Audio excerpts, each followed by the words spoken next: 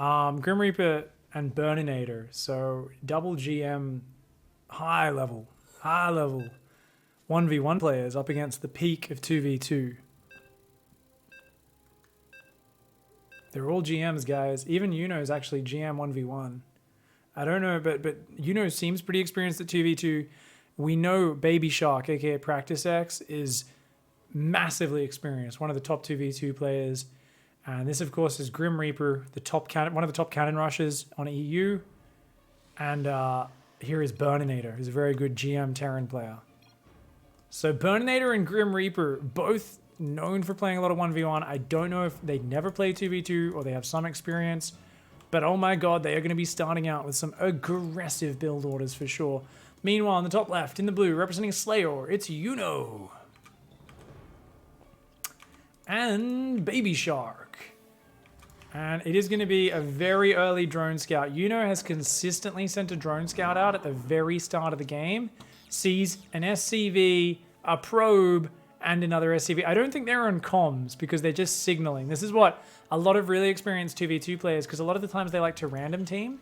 So they actually are much more used to just signaling the map rather than talking on comms. They don't usually get on voice, right? Sometimes they do. But yeah, they're just like, hey, look at this, by signaling. So you're going to see a lot of these signals all over the map. Is there a GM for 2v2? There is not. I had a dream the other week that I got in GM for 2v2, and I was like, whoa, they created GM for this?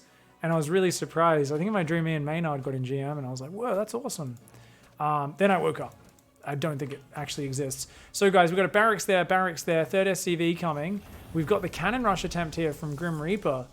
Who's, oh my god, is he going to be able to get... This is a lot of workers that have been pulled. They're really responding. Oh.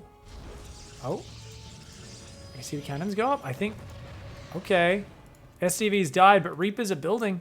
And they don't know. They don't know about that other barracks. A gateway's up. Oh my god, it might just be stalkers. They might not even commit to cannons here. They're like, hey, look, you're not pulling units down. Don't even need to. Okay, there we go. First cannon goes down. Grim Reaper's got another 150. Another cannon goes down there.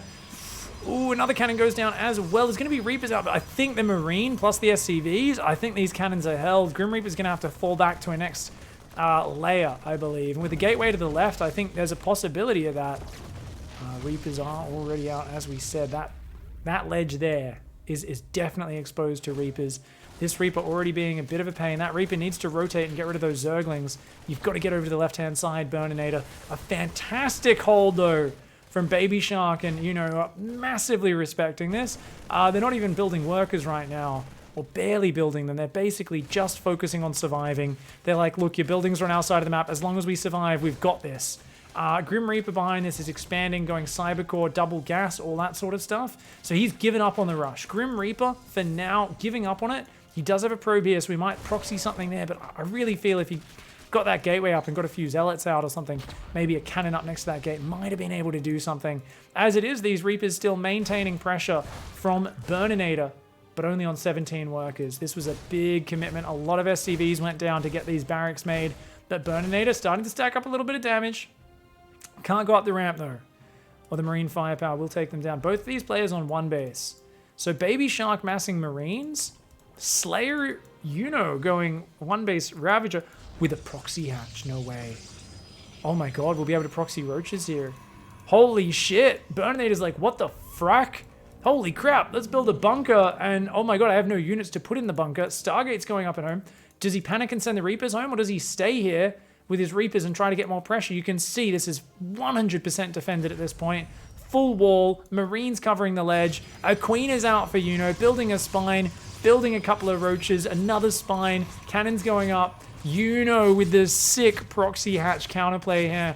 I was like, man, they're both stuck on one base. This is really bad for our team. They're kind of contained by the Reapers. How are they, they need to expand. Look over here. They're like, no, we've got Ravagers building inside your base. The Reapers are going to come forward. They are going to take out one Ravager. The second Ravager and the Queen will go down as well. But the spines are there to retreat to for now. I mean, this is a problem for now, but with the Queen gone and a Void Ray about to be out, this might be an overcommitment. Marines have made it across the map. Ooh, they could bust through the front, but really, I mean, Reapers can just move over and deal with that. I think this is an overcommitment. I think Yuno and Practice X, aka BabysharkX, should have gone into something else by now. They've got to stop committing to this, but they're still building units on the front. The Marines are going to bust through that cannon. That will go down. At the same time, these players are distracted. The Ravager starts to take that out. At the same time, we've got Marines in the main base. Reapers should be able to deal with that, but the Stargate looks like it will be depowered. So just causing a lot of chaos here. And I mean, these Reapers, they don't want to really lose any Reapers. 2 Reapers are going to go down, though. That's a bit of frustration. The Void Ray is going to take all of this out. Void Ray beats a Queen, so Yuno finally stops committing. I think this was an overcommitment for Yuno, though, like I said before. That being said, Yuno and Baby Shark seem to have done enough damage. They are transitioning to it. 25 workers and 27 versus 22, 22. That's a clear lead. When you're this low on economy, even just a couple of workers is a big deal, guys. That being said, the base count could be a problem. Okay, so the last Ravager goes down. There's only a spine. That'll take a minute or 2 to clear up. It's not the biggest deal. Accidentally breaks the lock on, but whatevs. An Overlord or 2 going down as well as a pain, but there's creep. That'll take a while to clear up. Let's assess. Is there a command center finish? There is. So 2 bases and 2 bases. Meanwhile, on the other side of things, we've got command center finished for Baby Shark and landed, but Yuno is pinned back on 1 base. However, Yuno's already going Spire. The problem is, that's against a Phoenix follow-up. It's 2 Void Rays into Phoenix, which is going to be fantastic for wrestling air control. If there's already 2 Void Rays out, you especially don't want to be going Corruptors. Bit of advanced micro here from Grim Reaper, but remember, we are on, I believe, the US Eastern server. Indeed, we are, the US East server. So you're not really going to be able to achieve too much with fancy micro. This creep being such a pain, man.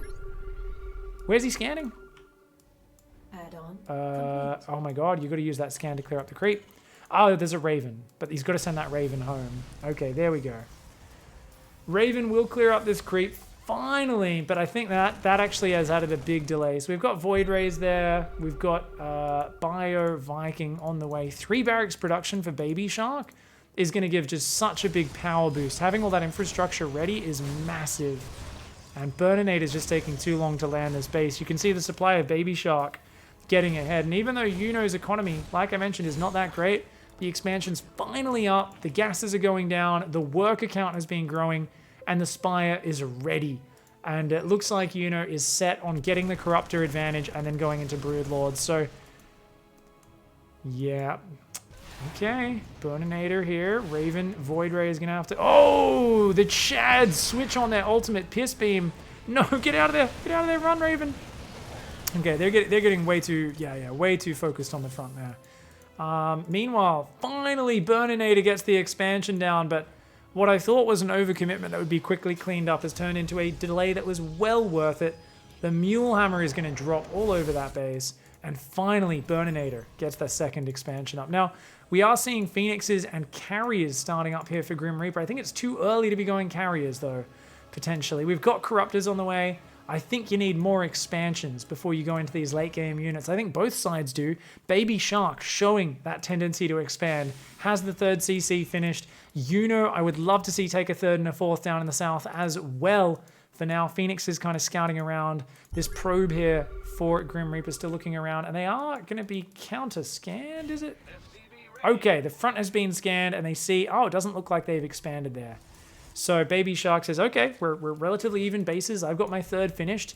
Our blue team knows that they're in an okay position, and they're going up to 5 barracks now. So, like I mentioned, this bio production from the early 3 barracks, that's a good amount of infrastructure. We've got a double drop on this side, ready to run in and snipe any attempted Nexus. But you see, it's just going to wait for the Nexus to go down. Knows there's no point in committing too deep. Says, look, there's heaps of units. There's no, I mean, you drop in there, they're on top of you in a second.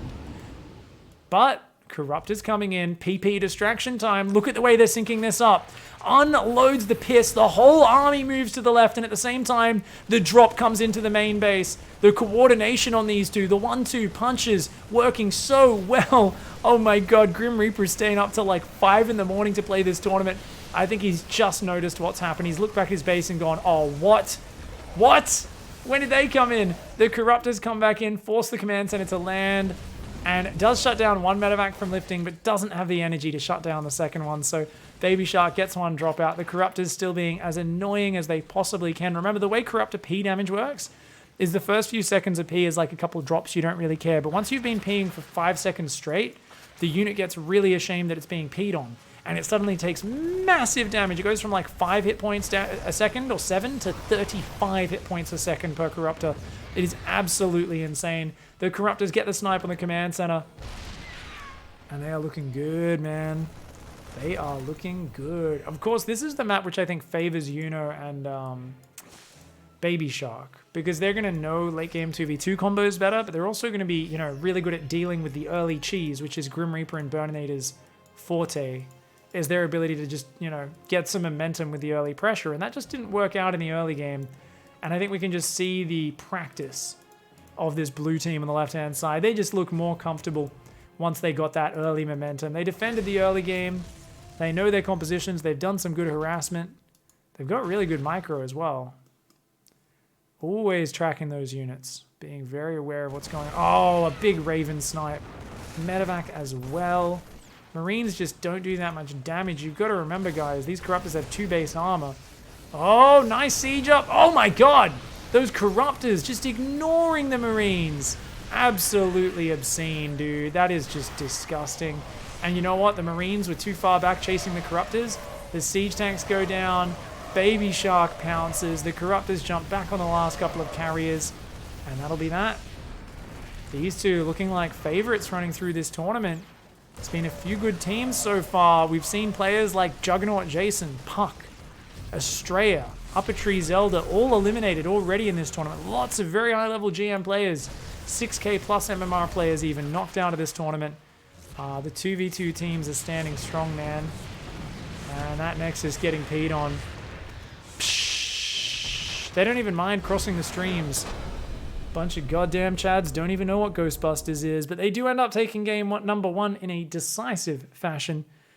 Very well played. Thank you very much, guys. Really appreciate the support there. We got a nice little couple of supporting things. Archangel with the 3-month resub, and Supermart Motor with the 110-bit cheer. Much love, guys. Like when it's the wet season at my farm.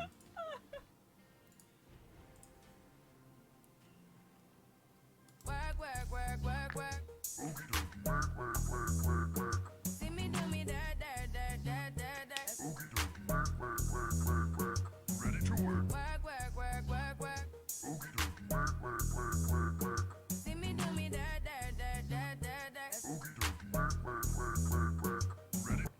I want you to fall in my bed like rain. Oh, damn, Like when it's the Fenzinator. wet season at my farm. Damn, feels like it's the wet season in my pants right now. Thank you, guys. Fenzinator, welcome to the pigsty. Much love, Yang. I believe the highest MMR for a Masters 1 2v2 team on NA would probably be about like 5k MMR, guys. I don't know what the number 1 team is or whatever, but I think it's about 5k. Yeah.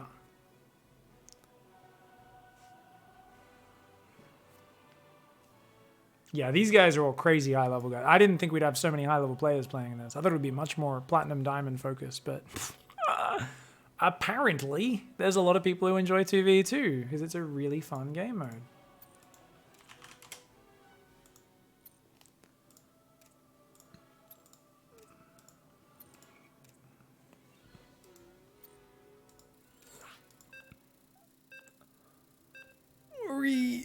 Oh my god. Oh. You only play 2s? You didn't hear about the tournament? You gotta hang out here more, Jewel Heart. I've been talking about it all week. And we had the goal to get this tournament going for a few weeks before that. 2s is a lot of fun, dude. 2s, 3s, 4s, all really fun modes. Alright. Let's go. Up 1 game. Up here in the top left-hand side. Once again, playing Zerg Terran, it's Yuno. And PracticeX, aka BabysharkX. Down here in the bottom right, it's Burninator and Grim Reaper. Everybody's favorite cannon rusher, and it looks like maybe it being a little bit aggressive as well. Now, every game, these players have a plan, and that is to scout as early as possible with this drone. Burninator and Grim Reaper, I would have loved them to send their workers around a bit of an odd path and kind of go for it. He's going to proxy barracks really far back just to make sure this gets up. Yeah, which is a good call. You don't want to build it so close they can just pull workers and cancel it. So we do see a forge behind the mineral line. The point of this pylon is you can build cannons to defend against a Reaper counterattack, which is really nice. And we do see barracks into gas, and there'll be a second barracks soon. The Overlord sees it, Yuno there with some very good scouting. And, oh, nicely done. A 2-pylon wall, that's disgusting. Grim Reaper has studied the dirtiest of spots. And, yeah, he's going to get up cannons quite easily down here. Yeah, pylon on the high ground. And he's going to start trying to build cannons up here into the Terran's base, I believe. That drone's going to go. Nibble, nibble, he types. Grim Reaper with the attitude. For those who don't know, Grim Reaper actually took a ladder game off Neeb the other day while he was streaming. Ooh, gets a bit cocky though. He does lose one probe. Might need to send a third one across now. Okay, cannons build a lot faster than spine crawlers, guys. So whenever you're in this scenario as the Zerg, unless you've got some way of delaying those, you will lose this fight. You will lose this fight. These cannons will finish faster than the spine. So even though spine beats a cannon head to head, once they're finished, notice the cannon is just finishing quicker. The Zerglings, though, they're going to try to get the denial, but yeah, even the probe adding a bit of distraction. Very well done here. And with the bunker finishing and the Reapers about to come up here, oh my god, it's not even Reapers, it's Marauders? Oh no, it is Reapers from Burninator. It's Marauders on the defense from Baby Shark. Beautiful push here. The cannon's doing some big damage. That spine crawler barely gets out of there. Okay, the Marauder takes on it, and this Marauder's going to try to depower this. Extra pylon already goes up though, and 2 Reapers beat a half health Marauder. Concussive shells is almost done, but yeah, look at that. I mean, the Reaper and the cannon taking that out. These Reapers should go to the right-hand side, I think, and really try and take that out. Reaper's already picking off Zerglings though, doing a good job. So this is fantastic. There's a gateway, there's a factory going up. They'll be able to build tanks out of that. And it looks like, here we go, they're doing much better. No wall off this time around for Yuno and Baby Shark. And even though they saw the workers coming, unable to stop this getting up. There are 3 Marauders out over there now. Ooh, you gotta be careful. They got concussive. Oh no, a Reaper does go down there. And oh yeah, I wouldn't mind throw a grenade, run away. Throw a grenade, yeah, like that. That's like a good way to just try and slow them down, you know. That pylon goes down. One more pylon here might actually be very important because if you like run spines in, these Marauders can kill that pylon so quickly. Back at home, we see there was a gas steel. There's a cyber core down behind this. Burninator's factory though. Ooh, Reaper's still dancing around. Factory's almost done. We've got a starport, a backup bunker here, which I love just in case this frontal position somehow goes down. And ooh, that cannon gets shot down. The Marauder's getting very low though. And that is a problem. Oh, the Reapers, they want to snipe it, but a good transfuse. Ouch, ouch, ouch, ouch, ouch. So that spine crawler, notice it's actually outranging the units in the bunker. You need a Marauder in the bunker to actually be hitting that right now. Transfuse plus spine crawler range being used very well. There is a siege tank on both sides, but there's a Liberator also being added in for Burninator. And there's no starport. So there's no way to outrange, to really deal with that Liberator properly. These Queens coming a little bit far forward. Siege tank there will be in range of that. It looks like this bunker's going to fall, but ooh, that spine crawler will end up going down for it though. So this tank will go forward. At the same time, that tank working on it from the right-hand side. These cannons getting quite a bit lower here. Yeah, that tank's going to be working through on both sides. We've got shield batteries there. Zealots building. Double robo. Oh my god. Disgusting and awesome at the same time. These tanks coming forward. Reapers, Marines, Zealots trying to take out these Queens. Doing a good job. That Liberator needs to get on the tank. If he... Oh, so on the right-hand side. Get rid of the tank. Get rid of the tank. No, not over there with the Lib. Get the siege tank. If that Lib goes to the right... I mean, no. The Queens can deal with that. Wrong base. There is a Cyclone. Great preparation from Baby Shark. Lib only gets a few workers. There's not a lot of defense here, though. The Roach Warren's not done. This base taking big damage. That tank's kind of in the open. Another tank is on the way. We've got a Prism about to come out, but there's no actual Immortals ready yet. Those Marines. Oh, no, they were trying to shoot the tank. But there's not enough units down here. Get in the bunker. Oh, no, are they actually going to be broken out? Why is the tank so deep in that base? Burninator and Grim Reaper have gone too deep. Where are the Immortals? They've got a Prism, but they've got no units to put in it. Oh, no. And you know what? If they shoot that pylon, Immortals won't get out. Immortals could still hold on, but it's not going to work. It's going to get depowered. A tank's about to pop out, but it gets trapped. Those Marines block it from getting out of there. There is an Immortal out. That Immortal needs to start fighting right here, right now. Pylon is going up. That will repower these Robos. But you know what? It's already not looking that great here. Oh my god. I think, you know what? This Immortal can stay out of siege tank range, and then it might be okay. But just an overextension here with those siege tanks, with that move forward. They had such a good contain, but they did not think their opponents were going to be able to bust through in a frontal sort of fashion. And it's all depowered. It looks like they've managed to break out. Yuno and Baby Shark. Whoa, where there's a will, there's a way. I thought they were fucked. They probably did too. GG. Well played. I really thought they were dead there, man. And I think those tanks just went way too deep in. That Liberator needed to be in a more defensive posture.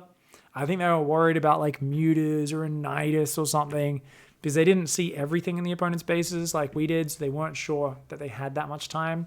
So they got a little bit overeager, and that Robo transition was just a little bit slow from Grim Reaper.